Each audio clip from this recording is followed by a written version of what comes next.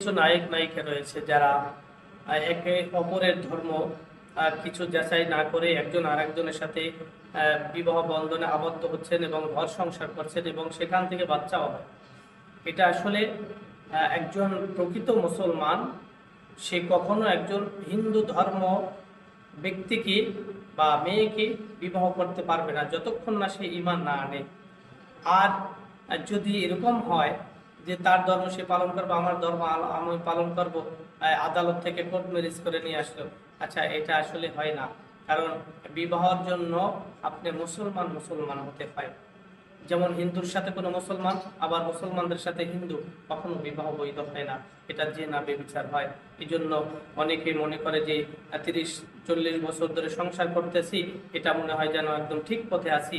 আসলে না, এটা ভাই আপনাদের কেন, আপনার মুসলমান, আপনি কেন বুঝতে চান না এতটুকু সহজ বিষয়?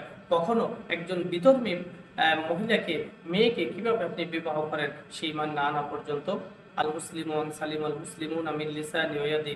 এজন্য আল্লাহ তাআলা বলেন ইন্নাল মুসলিমিনা ওয়াল মুসলিমাত ওয়াল মুমিনিনা ওয়াল মুমিনাত। এগুলো আল্লাহ কেন বলেছেন?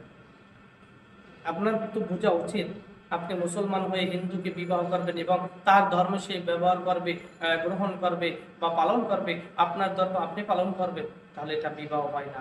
আসলে এটা কিন্তু জিনা ব্যভিচার হয়ে যায়। আসলে এই সমস্ত হারাম পথ থেকে আমরা সকলেই ফিরে থাকি। আল্লাহ তাআলা আমাদের বুঝবার তৌফিক দান করুন।